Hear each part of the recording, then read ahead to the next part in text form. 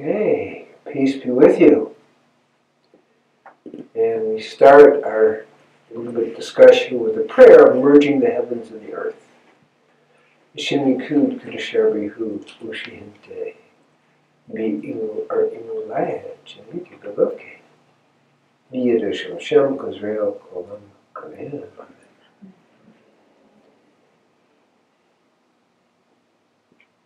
What we're going to talk about tonight is really old news,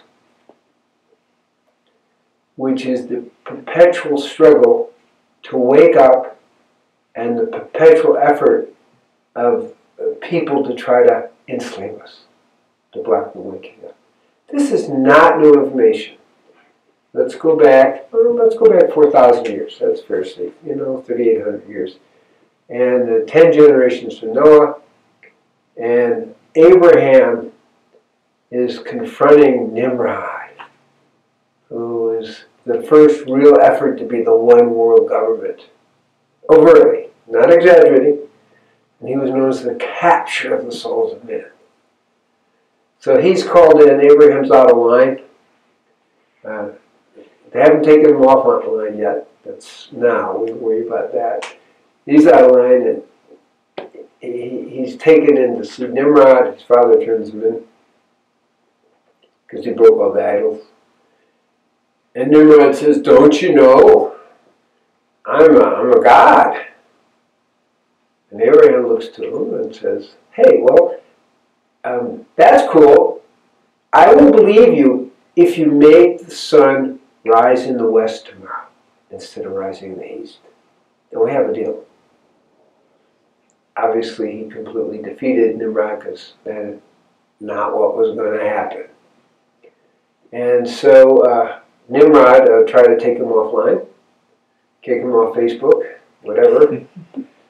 Only in those days they did a little differently, so he had him thrown in a burning oven. The oven was so hot that the soldiers around him spontaneously combusted. That's the way the story goes. But Abraham was fine. Okay, and I'm going to leave the story then. He's out, but he really did need to leave town given the situation. But my point is, there's always somebody moving towards liberation, and there's always someone wanting to stop that and enslave the people. That someone was Nimrod. Okay, some people feel literally the Antichrist will be a reincarnation of Nimrod. So it's very historical.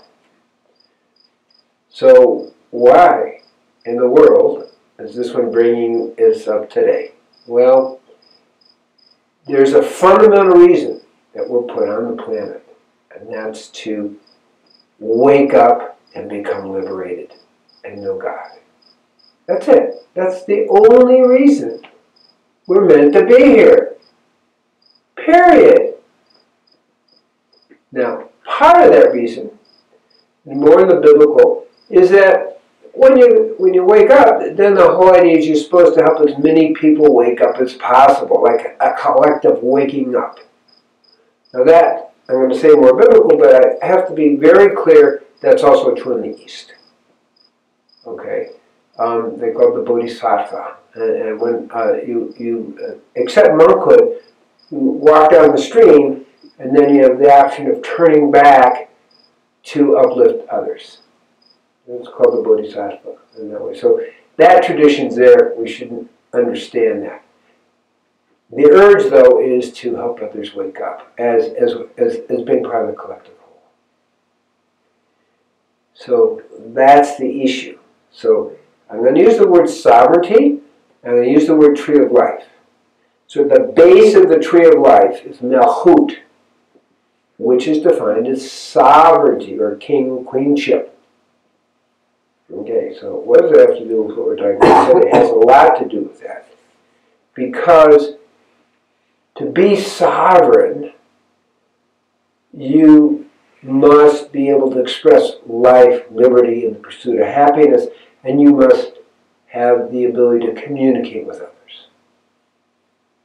Now, so what's so big about that? Well, today, in the internet world, with all those companies who control 80, 90, or I don't know what percent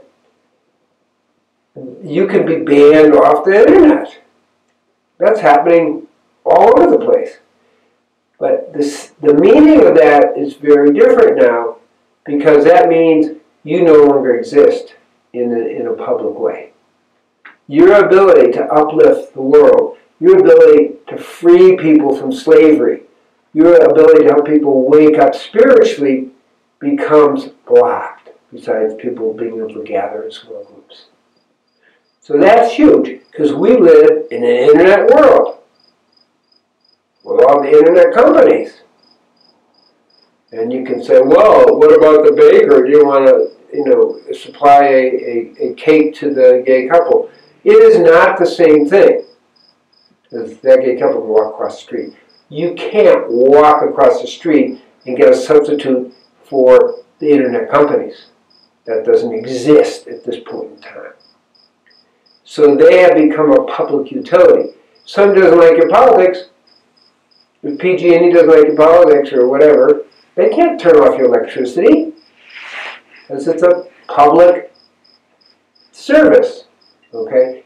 In the same way, if you control 80% or 90% of the market, you become a public service.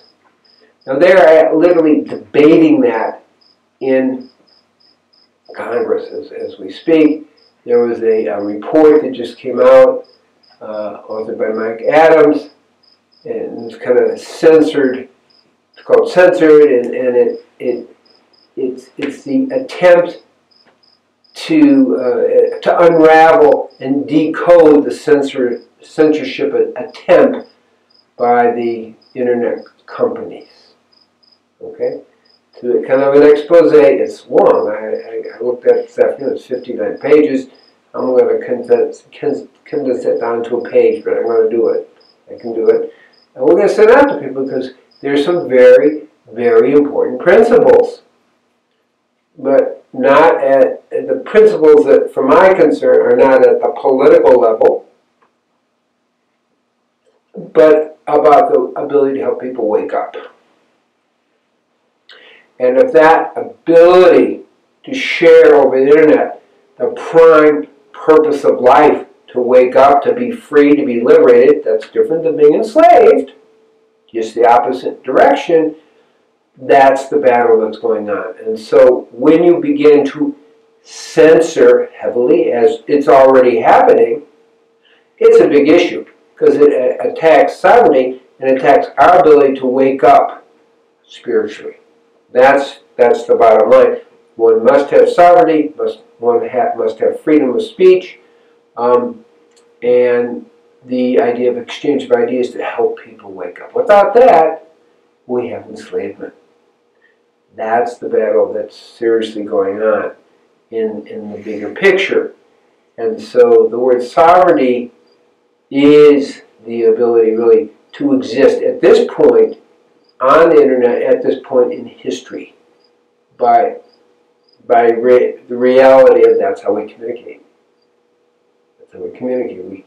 So the report is interesting. It's a little bit it's political, but with this understanding, we have to see that our ability to wake up the world spiritually does require a certain amount of communication through the electronic world.